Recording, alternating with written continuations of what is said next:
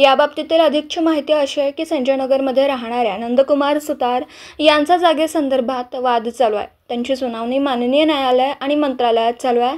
त्या संदर्भात जैसे तेच देखील आदेश आहेत। तसेच सुतार यांनी काही दिवसांपूर्वी आमरण उपोषण देखील केलं होतं।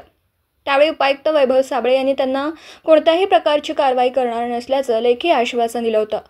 परंतु रस्त्याच्या खड्ड्यांकडे, अस्वच्छतेकडे व इतर बाबींकडे दुर्लक्ष करणारे महापालिका प्रशासन एवढं सुपर ॲक्टिव्ह झालं आहे की त्यांनी बुधवार दिनांक 9 एप्रिलला कोणतीही पूर्वकल्पना न देता अगदी उत्तर भारतात आपलं राज्य असल्याच्या आविर्भावात थेट बुलडोझर आणला आणि केली ते तोडकाम। यामध्ये घराचं कंपाऊंड, झाडं तोडून टाकली आहेत। त्यावेळी सुतार यांच्या पत्नी व आई घरामध्ये झोपल्या होत्या। हा प्रकार समजल्यानंतर सुतार तातडीने घराकडे आले व बुलडोझर थांबवण्याचा प्रयत्न केला, पण बुलडोझर थांबवण्यात आला नाही आणि धडाधड तोडकाम सुरू झालं। अन्यायाचा पाढा नंदकुमार सुतार यांनी जिल्हा पोलीस प्रमुखांकडे लेखी तक्रार देऊन मांडला। महापालिका अधिकाऱ्यांवर कायदेशीर कारवाई करा व गुन्हा नोंद करा अशी मागणी त्यांनी केली आहे। तक्रार अर्जात त्यांनी असं म्हटलंय, आम्ही राम जानकी मंदिर रोड, संजय नगर, सांगली येथे माझ्या पत्नी, आई व 2 मुलं असे राहत आहोत। जागेच्या वादासंदर्भात आम्ही वेळोवेळी महानगरपालिका अधिकारी यांना भेटून सदर जागेच्या बाबतीतील सर्व पुरावे दिलेत। जे कोणी दोषी असतील त्यांच्यावर कारवाई करावी अशी वारंवार विनंती केली आहे। पण महानगरपालिकेने अचानकपणे बुधवार दिनांक 9 एप्रिल रोजी दुपारी आई व पत्नी, मुलं घरात असताना बुलडोझर घेऊन राहत्या घराचं कंपाऊंड, झाडं पाडली। आदेश मागितल्यानंतर उडवाउडवीचे उत्तर देण्यात आली। शिवसेना उपतालुका प्रमुख विनायक येडके यांनीही आदेशाची प्रत मागितली।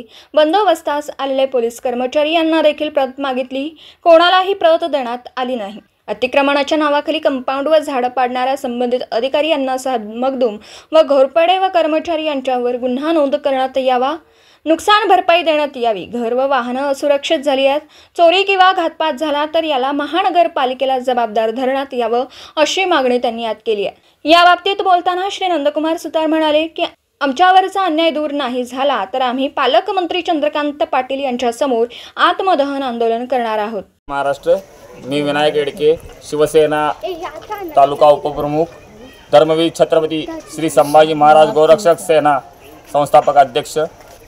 2022 पासून आम्ही नंदकुमार सुतार यांचे घराच्या बाबतीत जे तक्रारी वगैरे चालू आहेत त्या संदर्भात आम्ही महानगरपालिकेशी वारंवार पत्रव्यवहार केलेला आहे।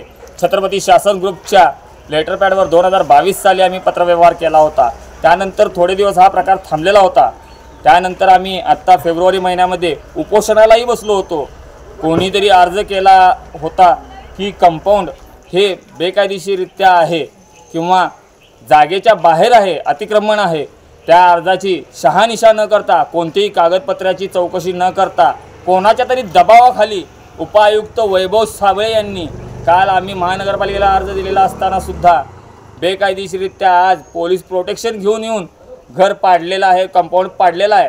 तेव्हा आम्ही त्यांना विचारत होतो, तुम्ही जे महानगरपालिकेचे जे प्रमाणपत्र काढलेलं आहात की पाडायची परमिशन, त्याचं लेटर द्या म्हणताना मला कुठल्याही प्रकारची पूर्व नोटीस न देता नोटीस देतो म्हणून सांगून बुलडोझर घेऊन आलेत आणि आज इथं बेकायदेशीरित्या कंपाऊंड काढून गेलेत, अर्धवट काम सोडून गेलेत।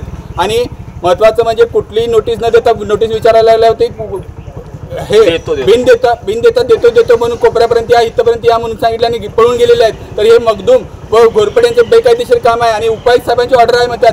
तर उपायुक्त वैभव साहेबांनी ऑर्डर दिली, ती ऑर्डर कॉपी आम्हाला अजून मिळालेली नाही आहे। आणि हे सगळे जे ऑर्डर कॉपी न देता त्यांनी कशी काय पाडली याचं डिटेल्स आम्हाला द्यायला पाहिजे। आणि गुड्डेवारी प्रमाणपत्र, माझं खरेदी प्रमाणपत्र क्लिअर असताना माझं गुड्डेवारी प्रमाणपत्र कसं रद्द केलं, कसं ऑर्डर निघाली, त्या ऑर्डरची कॉपी पण पाहिजे। शिवाय ज्यांची भोगस कागदपत्र आहेत त्यांच्यावर काय कारवाई केलेली नाही आहे। तर शुक्रवारी त्यांचं जनता दरबारमध्ये परत एकदा आयुक्तांनी बोलवलं आहे। तर त्या दिवशी त्यांनी स्वतः येऊन त्यांचं घराची कागदपत्र चेक करायचे आणि त्याच्या घरावर पण कारवाई व्हायला पाहिजे।